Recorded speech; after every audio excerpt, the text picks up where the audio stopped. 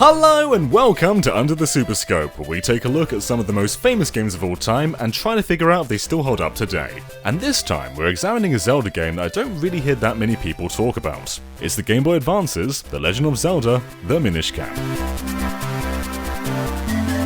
As you all probably know, I like Zelda. I have every game in the series and play all of them on a pretty regular basis. Sometimes I'll just do a normal playthrough, other times I'll finish the game with just 3 hearts. But for some reason, I haven't played The Legend of Zelda the Minish Cap since 2004. And yes, the game launched in 2004. So why is that, and why isn't this game talked about as much as the other Zeldas? Well, that's what we're going to try and figure out.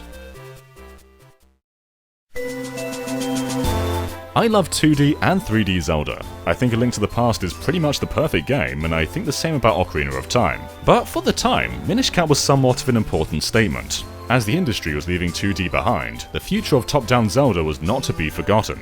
Minish Cap was a brilliant supplement to the Wind Waker, and provided a far more traditional experience, something some fans felt an absence of in the GameCube adventure. Yes, the Minish Cap is very traditional, and you know, perhaps to a flaw. 15 years later, and it's kinda hard to pinpoint what the unique aspect of Minish Cap is. Wind Waker had sailing, Twilight Princess had scale and the wolf, Skyward Sword had motion controls, Link's Awakening was, of course, the setting, Majora's Mask had time and intimacy. What's Minish Cap's thing? Is it being able to shrink? Well, while being smaller can lead to some beautiful backdrops, it doesn't exactly change anything. I mean, you're technically smaller throughout the entirety of the first dungeon, and while that leads to a challenging showdown with a giant, or I guess normal-sized Chew, there really isn't a gameplay purpose to shrinking and growing. Like sure, you can shrink down, go through this fireplace and scale the roof, which looks cool, but I don't think it's enough to make Minish Cap feel distinct. It's more of an aesthetic result, rather than a gameplay one. It's also really slow. Most of the time you have to find a portal to shrink through, travel a long distance while you're tiny, meaning you move slower, then do what you need to do while you're small, and then travel all the way back to the portal. I'm gonna speed this up for your interest, but like, look at this.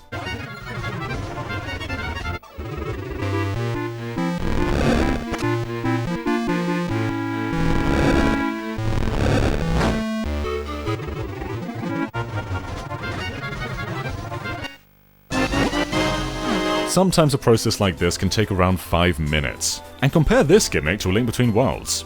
That's a good mechanic that feels tied to your moveset.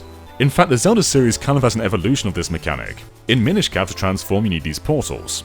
In Twilight Princess you don't need the portals, but you can't be watched while transforming. And in A Link Between Worlds you can transform anywhere without any limitations. I love context in games, but sometimes it can just be cumbersome. And you gotta figure out if the aesthetic context is worth it in the context of the gameplay.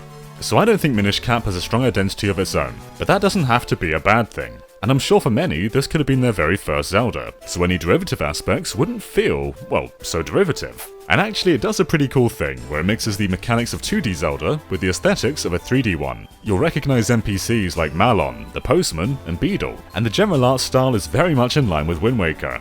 You'll reflect the nuts of Deku Scrubs, learn sword techniques, and take on spear-wielding moblins. These are all elements from Ocarina of Time and Wind Waker, and it is pretty cool to see them in 2D. Heck, Link can even roll in this game.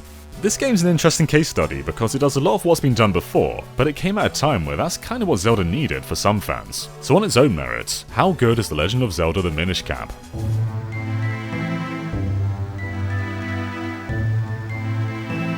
Now one thing that's clear right from the start is Minish Cap frequently has downtime, and that's not a bad thing by definition.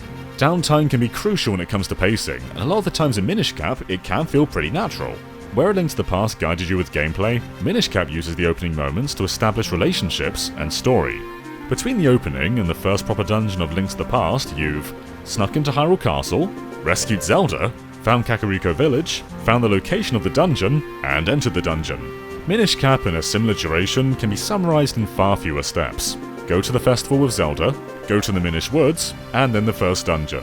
If you want that moment-to-moment gameplay, then I don't think you're going to find it here. And even when the story loosens up, which is pretty much the moment after you enter the first dungeon, the feeling of downtime doesn't. See, one thing that almost every Zelda after A Link to the Past does is a midway finale.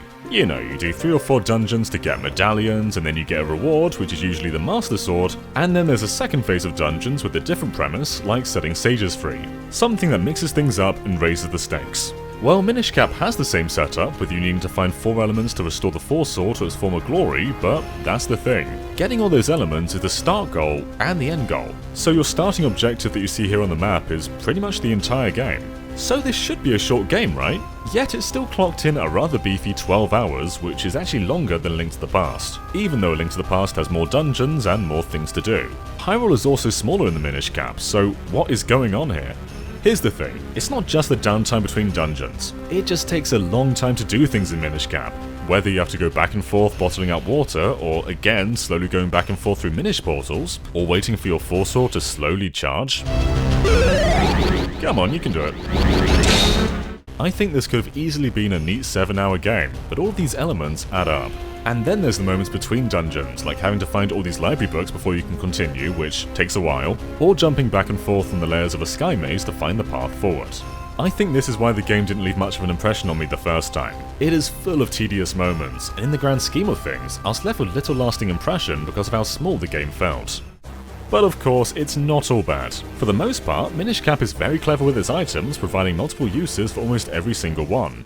The Gust Jar is initially just an item to suck up cobwebs, but on lily pads it can also be used as a burst of momentum, and it can pull distant objects closer to you. Something that's particularly ingenious, as prior to that, you pull mushrooms with your hands. It's a natural extension. The cane likewise is first introduced with the ability of flipping objects, but you'll soon find you can also launch Link while he's in holes, which is admittedly a weird feature. So yeah, that's a weird purpose, but it keeps items feeling meaningful, something a lot of other Zelda games struggle to do. From start to finish, the game does a decent job of using the entirety of your inventory, though it does help there's only a handful of dungeons, meaning only a handful of items. Some don't quite have the same importance, like the Molmets, which are only used to go through these very specific walls, but all in all, not bad. It's also worth noting it made some improvements over the Game Boy games. It is a little hard to go back to Link's Awakening now because you can only carry 2 items at a time, and whenever you bump into a rock without the Power Glove... yeah, I know! Now Minish Cap has the same limitations, but items are a lot more streamlined, to the point where I wasn't constantly switching them out. Though the mitts probably would have been better off not being an actual item. There's no other purpose beyond digging. You'll notice that Hyrule is bordered off by item requirements too, so you need a sword to chop down these trees, the cane to get up here, and bombs to blow up these rocks. In almost every instance, these routes lead directly to the path of the next dungeon, so it's never hard to know where to go, if the big glowing marks on your map weren't indications enough. In Link to the Past had a somewhat similar setup, but there were more means to exploration. In Minish Cap, every path has a sole intention of pushing progression forward, meaning there's not a great deal of mystery in this version of Hyrule. In fact, the game kinda sidelines secrets to a new mechanic: Kinstones. There are hundreds of Kinstone shards scattered around Minish Cap, and almost every single NPC has a Kinstone of their own. If you happen to match their shard, then something pops up in the overworld, whether it be a chest, an enemy, or a secret path. Now this could have been really clever. I mean, look at Castletown. Look at how much detail every sprite has. There's a contagious energy to all of them, and it may even be one of the most dense Zelda towns. But after a while, I stopped seeing them as people and more just big floating Kinstone shards. If NPCs were given greater purpose beyond just trading Kinstones, then this could have been one of the most personal Zeldas since Majora's Mask. But instead, I didn't connect with any of them, despite all the connecting. Kinstones really aren't all that integral to the core of Minish Cap, and I'm not even sure I consider them secrets when Kinstone trading is absolutely everywhere. And I think that's really the problem with Minish Cap. It has the ability to shrink, it has the Force Sword, it has Kinstones, but none of these mechanics are the focus. You could also argue that the wolf wasn't really the focus of Twilight Princess, but it was at least an extension of Link. These Minish Cap mechanics need situational enablers: Force Sword panels, Minish portals, and NPC. Without these, then all of a sudden a lot of the game's downtime would have been reduced, but unfortunately most of them can't exist without the enabler. The Force Sword, for instance, while being the item you have out most, is very rarely used. It's not like you're always walking around with 4 links, it's just every now and then there's a block that requires multiple people to push, or switches that need multiple links to stand on. There are a few good uses, like navigating 4 links through a tight maze without touching the edges, or taking on 4 enemies at once, but these ideas made more sense in 4 Swords and 4 Swords Adventures. But hey, even if I think it has problems, Minish Cap still has some stellar moments, and a lot of them come in the dungeons. Now there aren't many dungeons in this game, but they do show that Capcom had an ingenious understanding of the Zelda dungeon formula. It is the same as always: overcome dungeon challenges, find obstacles, find an item then mitigate said obstacles, and then it's boss time. Though unlike most Zelda games, the bosses are a bit different. Here, very few bosses are a demonstration of how the item is used for combat purposes. Instead, the bosses rely mostly on core mechanics. I mean, you have the Giant Chew and Gleerock who both use items, but Mazal actually uses the Shrinking, and Georg uses the Force Sword. The latter may even be one of the best boss fights in the entire game, as it culminates two core elements of that dungeon, being the mild use of the Force Sword and platforming using Rock's Cape. And yes, quite a few dungeons do throw in Shrinking, but when it's only used for a single room, it's kinda hard to count it as a core element. In most cases, Shrinking just looks pretty cool. I do appreciate its inclusion in the Mazal fight, but imagine how quick and satisfying it would be if you could do it on command, rather than needing to slowly go into this jar, slowly walk back, and then climb inside. And then yes, return back to full size and rinse and repeat. These dungeons do indeed deserve a lot of credit though. There's perhaps a few inspired by Wind Waker's straightforward and linear approach to progression, but the core ideas are always a lot of fun.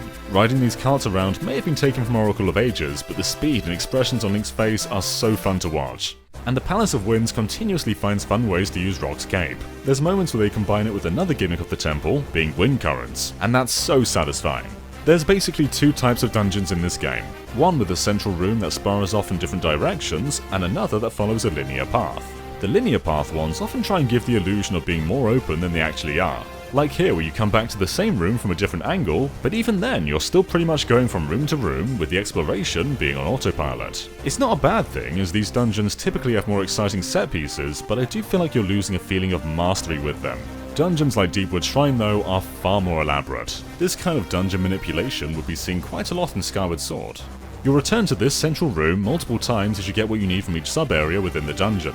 Both types do have their pros and cons, and I don't think it's inconsistent to include both of them. If anything, it's a satisfying change of pace that prevents dungeons from feeling overwhelming or repetitive. I can see why Minish Cap has a cult following. It's a beautiful game and has some really cool moments, but I can also see why the majority of Zelda fans don't really talk about this one that often. Despite trading Ganondorf for Vati and having 3 unique gimmicks with the Force Sword, Shrinking, and Kinstones, Minish Cap to me just doesn't feel all that unique, and it's bogged down with some unfortunate pacing problems. But Minish Cap still is a really fun adventure that was interesting to revisit. It's unique in the way that it brings ideas from the 3D games and puts them in the 2D formula, but I think its core identity is how it looks visually. It's not just one of the best looking games on the Game Boy Advance, it's one of the best looking pixel art games ever. And some of this beauty is indeed owed to Link's Shrinking. There are benefits to the mechanic, even if they aren't really reflected in gameplay.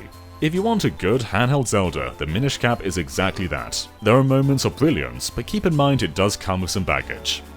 Alright everyone, thanks so much for watching. If you enjoyed this video, then be sure to give it a like, and if you don't agree with what I said in the video, then let me know down below. You can also support us on patreon.com/GameXplain. And if you're wondering why, well, videos like this take a long time to make. And with your support, we can do more series like Under the Super Scope and Missing in Action and Cool Bits. You also get early access to the podcast and exclusive shows like GameXplain Face to Face and Tom's Thumbnail Workshop. But anyway, thank you for watching, and of course be sure to subscribe to GameXplain for a lot more from Under the Super Scope and other things gaming too. Until next time, bye.